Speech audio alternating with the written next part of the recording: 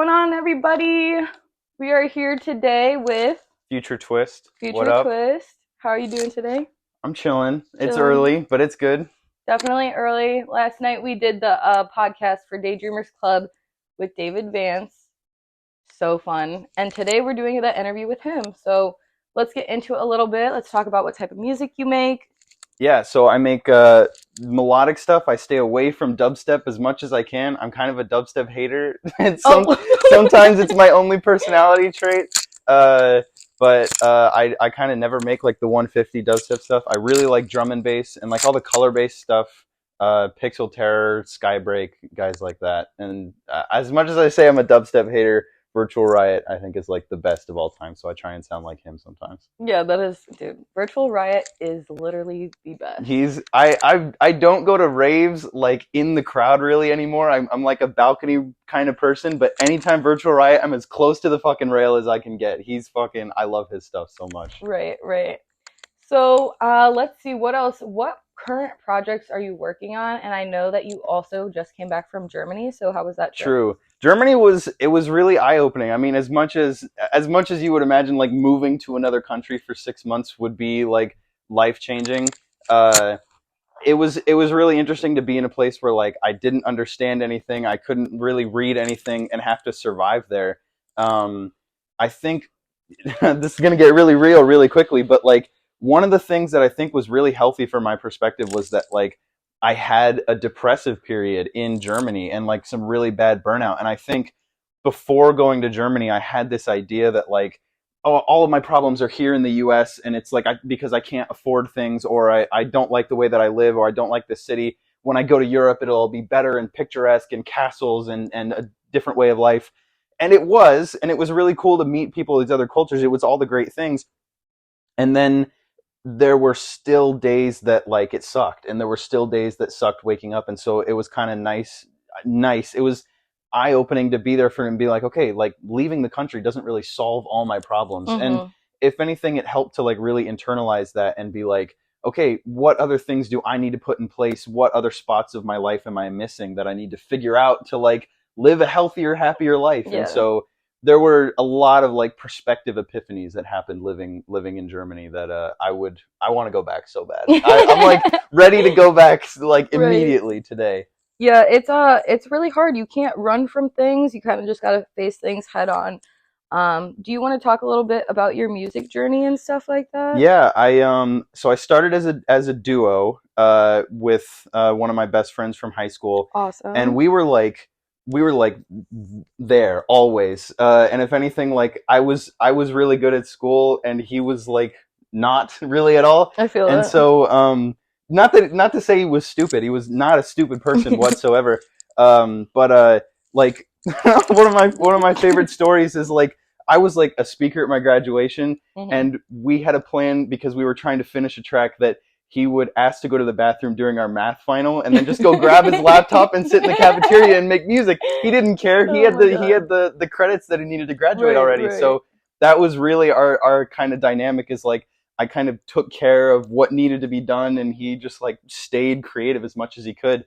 And I really admired that and liked that about him. And so then right after high school, we moved to Seattle.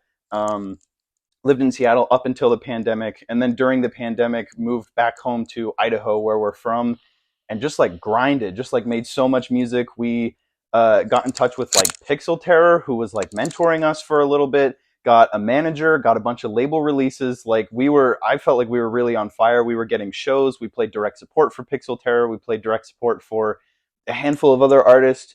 We came out here to Columbus and we played headlining shows. And then when you spend so long trying to be best friends with somebody and music partners with somebody, mm-hmm. and roommates and all the other things, like eventually things go wrong, like especially out of high school when you're like, you don't have emotional intelligence and emotional maturity, yeah. and things like that. Like things went bad, and so we split. And that was obviously really, really difficult. And I think for the entire time that we were making music together, it was like, this is us. It's the two of us. Like we're together. Mm-hmm. And when we split, I kept the name and I kept the music that we had been working on, that I'm like working on now, finishing and releasing. But it was like, wow, I never really thought I was going to be doing this myself on my own. And so that's kind of where I'm at in life right now, is like rediscovering myself as an artist and It's as an like individual. it's like a breakup. I definitely know the feeling. I had started like one of my first ventures slash like entrepreneurships when I was about 20, 19 years old. So I started a restaurant. I was also dating the guy that You started a restaurant? Yeah, That's actually really cool. I co-founded it. I moved from Cleveland down to Cincinnati. So we were doing that, and it was just a lot. I was very young. I was 19, 22, but I had learned so much in that time period. So it's really just like learning about what you can do, and obviously you guys had done a lot, Mhm. and that's like wonderful. Like once you hit that peak of things, and then you want to kind of like bring it back down and then like reevaluate the group and figure out what you want to do. So after I had moved away from that project, I had started doing art like full time and everything, and then became a manager and other things. So it's all really about like the learning process and stuff like that. So I appreciate you sharing your journey. It's been both scary and very rejuvenating to like start over, because to some degree we were thinking about things of like, we don't want to devalue the brand. We're like turning down shows because the slot wasn't good enough or the pay wasn't good enough. Things like that, which in hindsight, I think were just kind of stupid, like weren't like good ideas for us to like not get on stage and stuff like that. But like now that I'm on my own, there was a little bit of like back to zero. And of course there's that scary, like, oh fuck, like I used to be something. I used to like be up here on these shows, and now I'm missing the infrastructure that I had. But on the other hand, it's like, okay, this is kind of a blank slate to like move forward in a way that feels more authentic and real to what I want to pursue. And that's like really empowering sometimes to lean into that, I think. It is really empowering. So going back into you becoming like now more independent and on your own and everything, what type of like setup do you have? Like, what are you trying to restructure for this next year? I think the biggest, or at least think. Yeah, I think the biggest thing for me is getting the music down again, like being able to do it, because so when I was learning music, it was with my duo partner. It was like both of us together, and so I learned music creation as like I make something and then I pass it off to someone else, and they make something I could have never thought of and give it back to me, and I reinterpret that. And that was how we did everything. That was how we made everything. And I think for a while, I kind of like took that for granted and leaned on it a little bit too much, where it was like, oh, I don't have to keep progressing. I don't have to keep learning, and I don't have to keep working on this thing.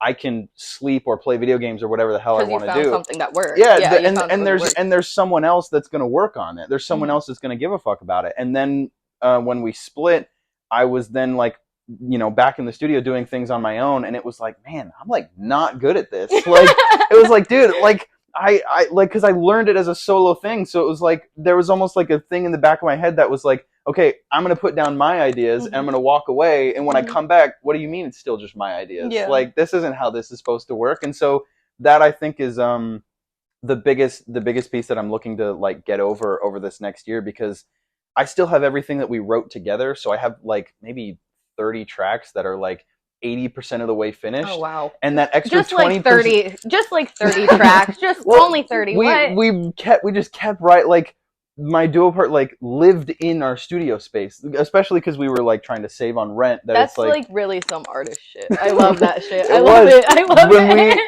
I think my favorite part is when we lived in Seattle. We had another roommate, and it was a 1.5 bedroom, 1 bathroom place. It was really like we were saving all the damn money that we could. I slept in the living room every single night. Our other roommate slept in like a loft bedroom that didn't even have a door. And then my duo partner, we used that entire bedroom as a studio space, and then he just put a mattress in the walk-in closet that was right there and slept in the closet, like shirts hanging above him and pants on racks and everything. That is really commitment, though. Dude, I love that. I literally artist advice. Let's hear what he has to say.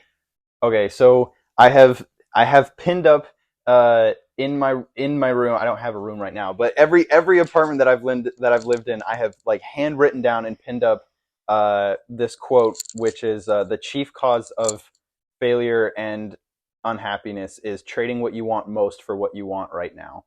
And that is just like a huge motivator in my life, because there are a lot of people who will be like, yeah, I really want to be a DJ, I really want to be this producer or this artist, but like, I want to go smoke weed and veg out and play fucking Call of Duty on my couch for 3 hours. And it's like, you can do that, but you kind of then don't get to complain that you're not a successful DJ. And so, I don't know who the fuck is calling me right now.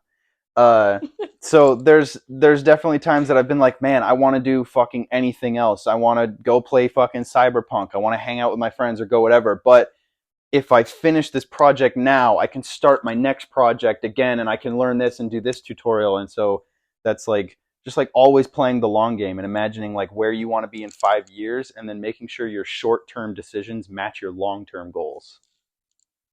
Hear that, everybody? Hell yeah. I'm blown away. Honestly, we've been sitting here this morning. We weren't supposed to do like a podcast this morning, but I had an open time slot and I got to meet him and everything. You're from Idaho? Yeah, from Idaho. I don't like to be proud of from Idaho. I like my Boise friends, but I like to say I'm not really from anywhere. I just move. I'm from... You're like a mover arounder, traveler. I'm true. Yeah. I'm nomadic. I like being around and meeting people and having friends here and here and here and here. It's fun. This is so we were hanging out last night with David Vance and the team, and then today we decided to do a podcast, and I'm just super excited. I've been talking to him for like a few hours. Just his perspective on life and everything is really cool, and the music scene as well. I just pretty blown away. It's awesome. I love what he has to say. Definitely fits for the Daydreamers Club vibe and everything. True. We love inspiring the youth, even though we like are the youth. The youth. Yeah, if you're too old, you don't get to be inspired anymore. Sorry. Your time is up. Oh, God. But that's a really good point, though. Like, even if you are old. So I'm like 26 now. I feel like old as shit. I woke up this morning and I was like, my back is hurting. Yeah. My knees There's hurting. Probably a 40-year-old who's like, dude, I'd give anything to be 26 again so I could start this thing I wanted to do. I never want to be that person. Exactly. And you're here. You're doing it already. Right, so you're winning. Slowly. Dying. But working on it. I fucking okay, I can it's going to take a while to explain this, but I have this epiphany that I've had recently that I'll share with you. So I've been reading this book. It's called Big Magic by Elizabeth Gilbert.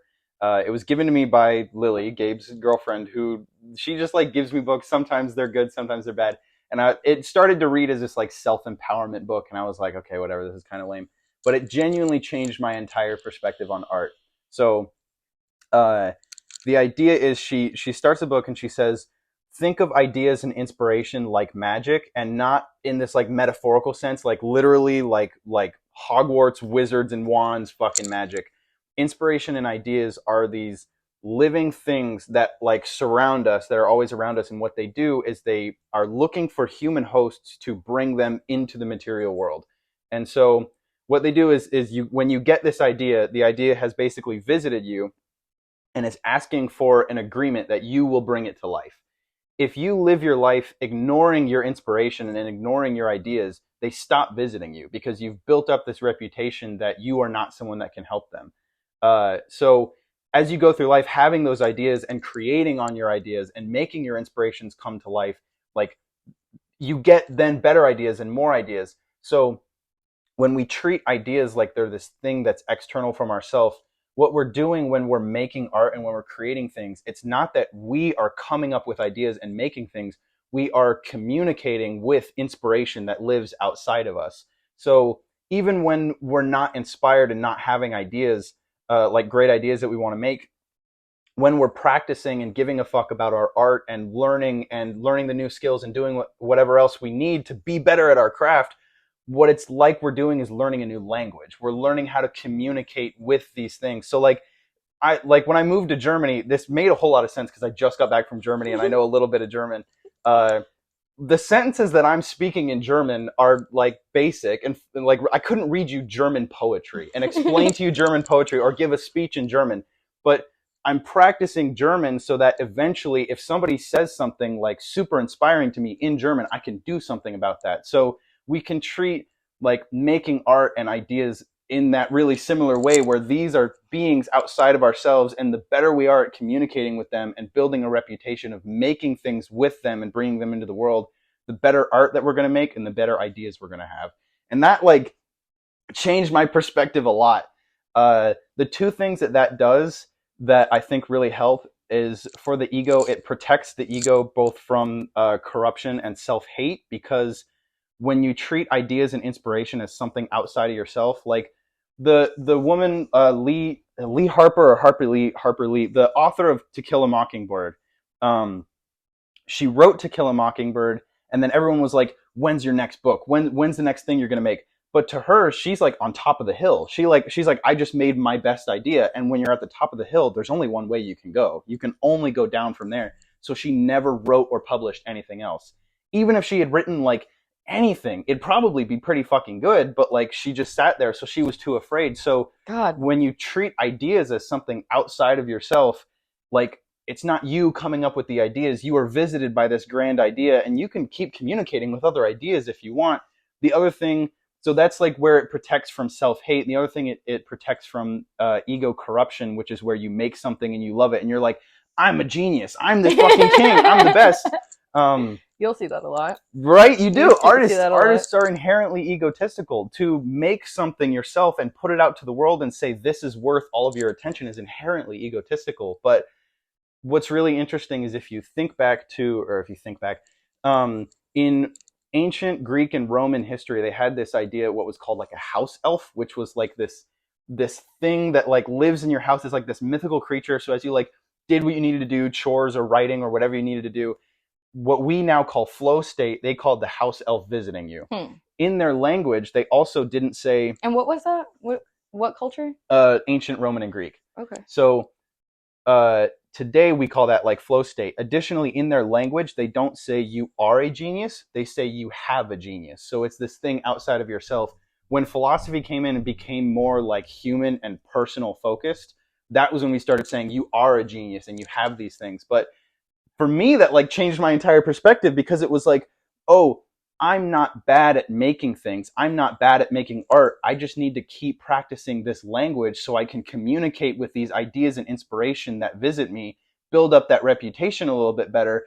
And then I'm going to have this reputation, and the best ideas are going to start visiting me, and I'm going to know how to communicate with them and put them out into the world. So that, like, it's almost like if someone came up to you and they were like, I can tell you right now where like $10,000 is sitting and you can have it. There's not going to be any legal trouble. Mm-hmm. And you're like, dude, 100%, where is it? And then they tell you the instructions in like German. And you're like, can you say it in English? And they're like, please. No. And then they don't tell you. At first you're going to be like, whatever. And then another person comes around. They're like, I know where a different stash of $10,000 is. You're like, where? They tell you in German. How many times does that have to happen before you start learning German? There are people who will never learn German. They'll never make their art. They'll never practice because they're too afraid. So it's like making our art is learning this language, and the people we're speaking to are these ideas. And that like blows my mind and changed my entire perspective on art in general. That is literally mind-blowing. I'm being craziness. I appreciate you coming on today. Final send-off. Thank you so much. We appreciate you. See you guys later. Daydreamers Podcast, Future Twist. Woo-hoo. Appreciate you. Bye. That number keeps calling you over and over. Yeah, and what the over fuck? again. Who is it? I'm going to answer.